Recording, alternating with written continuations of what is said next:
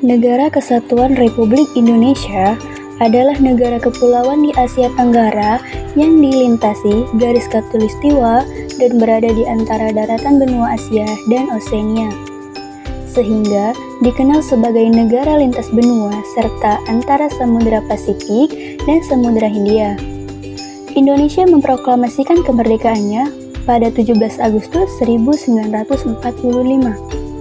Indonesia merupakan negara terluas ke-14, sekaligus negara kepulauan terbesar di dunia, serta negara dengan kepulauan terbanyak ke-6 di dunia. Nama alternatif yang dipakai untuk kepulauan Indonesia disebut Nusantara. Selain itu, Indonesia juga menjadi negara berpenduduk terbanyak ke-4 di dunia, serta negara dengan penduduk beragama Islam terbanyak di dunia. Indonesia dikenal sebagai negara agraris. Hal ini dapat dilihat dari kegiatan penduduk Indonesia yang sebagian besar atau mayoritas penduduk Indonesia memiliki mata pencarian atau bekerja di bidang pertanian dan kegiatan bercocok tanam. Badan Pusat Statistik mencatat PDB per kapita Indonesia pada 2022 mencapai 4.783,9 per tahun, atau jika dirupiahkan menjadi 71 juta. Sistem ekonomi adalah perpaduan dari aturan-aturan atau cara dalam suatu kesatuan yang digunakan untuk mencapai tujuan dalam perekonomian. Adapun beberapa sistem ekonomi yang pernah diterapkan di Indonesia, yaitu sistem politik ekonomi yang diterapkan sebelum merdeka, yaitu sistem merkantilisme. Yang kedua, sistem monopoli. Yang ketiga, sistem ekonomi pintu terbuka. Yang keempat, pendudukan Jepang. Kemudian, sistem ekonomi yang diterapkan setelah merdeka, yaitu 1. Sistem ekonomi liberal. Yang kedua, sistem ekonomi etatisme. Yang ketiga, sistem ekonomi campuran.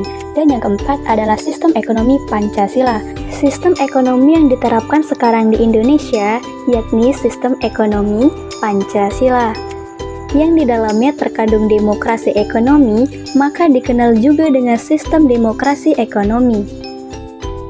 Demokrasi ekonomi berarti bahwa kegiatan ekonomi dilakukan dari, oleh, dan untuk rakyat di bawah penguasaan pemerintah hasil pemilihan rakyat. Dalam pembangunan ekonomi masyarakat berperan aktif, sementara pemerintah berkewajiban untuk memperlihatkan kode dan bimbingan, serta membuat iklim yang sehat guna meningkatkan kesejahteraan masyarakat. Salah satu ciri positif demokrasi ekonomi adalah potensi, inisiatif, daya kreasi, setiap warga negara dikembangkan dalam batas-batas yang tidak merugikan kepentingan umum. Negara sangat mengakui setiap upaya dan perjuangan warga negaranya dalam membangun perekonomian. Adapun ciri negatif yang harus dihindari dalam sistem perekonomian kita, lantaran bersifat kontradiktif dengan nilai-nilai dan kepribadian bangsa Indonesia, yakni sebagai berikut. Sistem free fight liberalis yang menumbuhkan eksploitasi insan dan bangsa lain. Sistem etatisme negara sangat secara umum dikuasai serta mematikan potensi dan daya kreasi unit-unit ekonomi di luar sektor negara. Pemusatan kekuatan ekonomi pada suatu kelompok dalam bentuk monopoli yang merugikan masyarakat. Landasan perekonomian Indonesia, yakni pasal 33 ayat 1, 2, 3, dan 4 Undang-Undang Dasar 1945 hasil amandemen yang berbunyi sebagai berikut. 1. Perekonomian disusun sebagai perjuangan bersama berdasarkan asas-asas kekeluargaan. 2. Cabang-cabang produksi yang penting bagi negara dan menguasai hajat hidup orang banyak dikuasai oleh negara.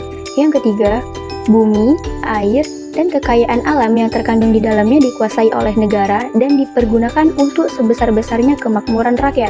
Yang keempat, perekonomian nasional diselenggarakan berdasarkan atas demokrasi ekonomi dengan prinsip kebersamaan, efisiensi berkeadilan, berkelanjutan, berwawasan lingkungan, kemandirian, serta dengan menjaga keseimbangan, kemajuan, dan kesatuan ekonomi nasional. Beberapa tantangan perekonomian antara lain tingkat produktivitas Indonesia yang masih perlu diperbaiki, terutama di 3 sumber pertumbuhan, yaitu kapital, tenaga kerja, dan faktor-faktor produktivitas. Sekian pemaparan tentang sistem ekonomi Indonesia. Semoga bermanfaat ya.